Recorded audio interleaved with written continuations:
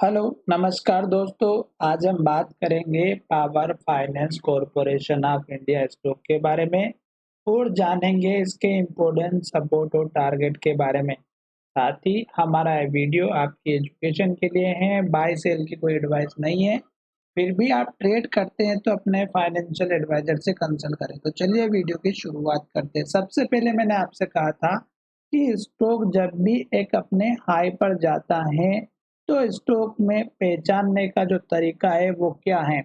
मैंने आपको बहुत सारे वीडियो में भी बताया है और इस वीडियो में भी बताने वाला हूँ, तो ध्यान से सुनिएगा। दूसरी इम्पोर्टेंट बात, जब भी स्टॉक अपना हाई बना करके नीचे की तरफ आता है तो जो लो बनता है उसको आप अपना स्टॉप लॉस लेकर के चलिएगा।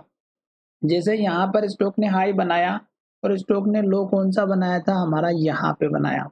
ठीक है, तो लास्ट के हाई को और लास्ट के लो को अपना स्टॉप लॉस लेकर के चल सकते हैं। ठीक है, हाई बनाने के बाद फिर स्टॉक ने इस हाई को ब्रेक किया और स्टॉक ने यहाँ हाई बनाया।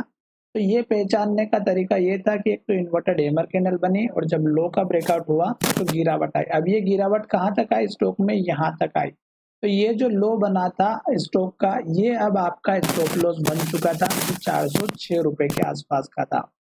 तो जब स्टॉक हमारा इस लो को तोड़ने वाला था तो आपको यहाँ पर अच्छे से समझ में आना चाहिए कि स्टॉक जब इसके बाद से ऊपर की तरफ जाने के लिए तैयार हुआ तो ये जो पुराना हाई लेवल था और स्टॉक का ये जो लो बना हुआ था, स्टॉक हमारे इसी के यहाँ से रिटर्न आ गया और स्टॉक ने क्या किया कि इसके ऊपर जाने से फिर इनकार कर दिया और स्टॉक ने जो यहाँ से फिर गिरावट दिखाई और फिर गिरावट दिखाई तो आप देख सकते हैं फिर से स्टॉक ने इन्वर्टेड हैमर बनाई और स्टॉक फिर गिरता गया। स्टॉक ने स्लो को तोड़ा, फिर स्टॉक ने यहाँ जाकर के लो बनाया जो हमारा पुराना वाला लो था।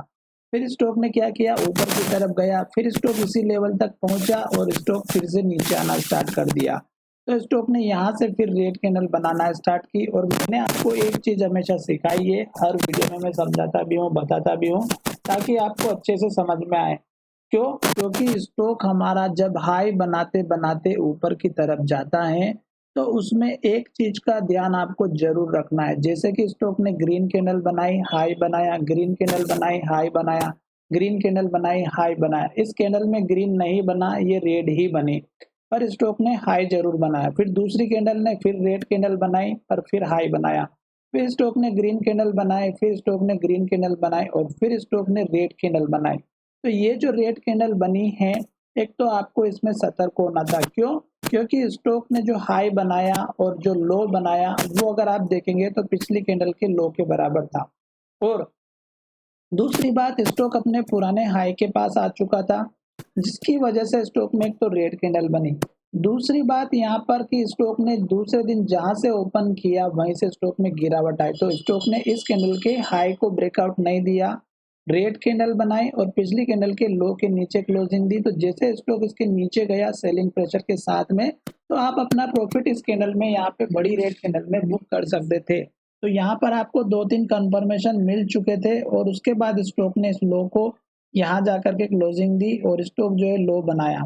फिर नेक्स्ट ट्रेडिंग सेशन में स्टॉक ने इस लेवल को सपोर्ट लिया और स्टॉक फिर से जो है यहाँ पर संभलने की कोशिश की, पर स्टॉक ने क्या किया, नेक्स्ट कैंडल में स्टॉक ने लो को तोड़ा और गिरावट आ गई। तो स्टॉक ने फिर रेड कैंडल और लो, रेड कैंडल लो बनाते बनाते स्टॉक नीचे चला गया और फिर स्टॉक ने इस लो को भी तोड़ दिया। फिर क्या हुआ, स्टॉक गिरते गिरते नीचे की तरफ आया और स्टॉक ने यहाँ तक लो बनाया और यहाँ पर आप देख सकते हैं कि हमारी जो फेवरेट कैंडल है, सभी की फेवरेट कैंडल है हैमर, वो हमारी यहाँ पर बनी। स्टॉक ने क्लोजिंग हमारी क्या किया, हमारा हर एक कैंडल में अगर आप देखेंगे तो स्टॉक ने क्लोजिंग लो की तरफ दी थी और इसने कैंडल ने हमारा जहां से ओपन हुआ था वहीं से स्टॉक की क्लोजिंग होती हुई नजर आई। तो ये एक हमारे लिए पॉजिटिव इंडिकेशन था। दूसरी बात, अब स्टॉक ने नेक्स्ट ट्रेडिंग सेशन में क्या किया, इसके हाई को ब्रेक किया, यानी कि खुलाई ओपन और उसके बाद स्टॉक ने हाई के पास क्लोजिंग दी। अब ये जो पहला लो था, स्टॉक ने एक तो इस लो का पहला टारगेट रखना था, दूसरा टारगेट आप इस कैंडल के लो का रखिएगा जो हमारा यहाँ पे 399 का है और उसके बाद का टारगेट आप रखिएगा यहाँ पर 406 रुपए का। ये 2-3 टारगेट रहेंगे। उसके बाद अगर स्टॉक हमारा और भी ऊपर चला जाता है इनकेस, तो आपको इस कैंडल के हाई के आसपास का टारगेट रखना है या फिर आप ज्यादा से ज्यादा लेकर के चले तो इस कैंडल के हाई का जो हमारा पिछली बार का हाई बना हुआ था। इससे बड़े टारगेट की उम्मीद ना करना, क्योंकि स्टॉक क्या कर रहा है, इस रेंज के आसपास आने पर यहाँ से सेलिंग प्रेशर लगता है और स्टॉक नीचे चला जाता है।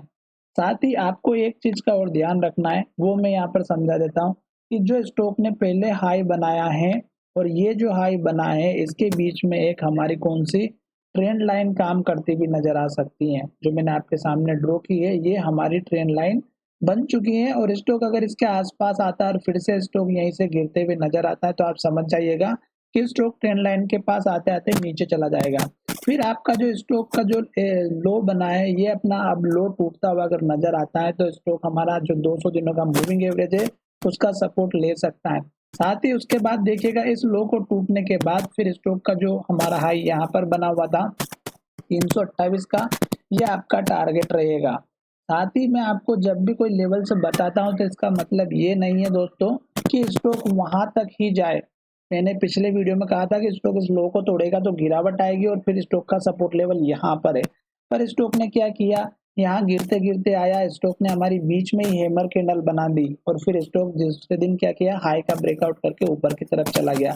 तो ये कुछ रीजंस होते हैं जो आपको पहचानना होगा। आशा करता हूँ कि मेरा ये वीडियो पसंद आया होगा, और अगर वीडियो पसंद आया है तो चैनल को जरूर सब्सक्राइब करेगा। धन्यवाद, मिलेंगे नए वीडियो में।